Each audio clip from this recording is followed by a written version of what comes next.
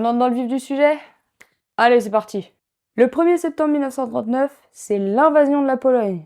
Là-dessus, la France et le Royaume-Uni disent qu'ils sont pas d'accord, ils mettent un ultimatum au H, mais le H dit « m'en fous ». Donc le 3 septembre 1939, c'est la date officielle de l'entrée en guerre du Royaume-Uni et de la France. Alors, on entre en guerre, mais rien ne se passe. C'est ce qu'on va appeler la drôle de guerre. Sauf que le 10 mai 1940, cette drôle de guerre, elle se finit. Oui, parce que les Allemands arrivent et raptent les Pays-Bas, la Belgique et la France. Le 18 juin 1940, le général de Gaulle fait son fameux appel, mais le 22 juin 1940, la France signe l'armistice et c'est le début de ce qu'on appelle l'occupation. Un an plus tard, le 22 juin 1941, l'Allemagne envahit l'URSS. C'est ce qu'on va appeler l'opération Barbarossa et qui marque un tournant majeur dans la guerre.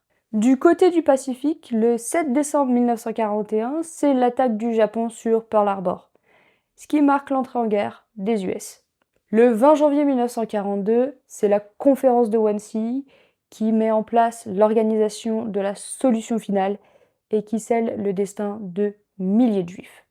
Du 4 au 7 juin 1942, c'est la bataille de Midway dans le Pacifique. Et c'est une victoire américaine très importante parce qu'elle stoppe l'avancée du Japon.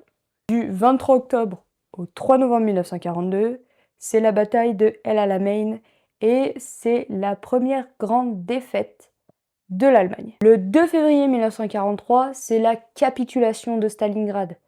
Les Allemands se rendent et c'est le début d'un grand tournant dans la Seconde Guerre mondiale. Le 10 juillet 1943, les Alliés ouvrent un nouveau front en Europe puisqu'ils débarquent en Sicile.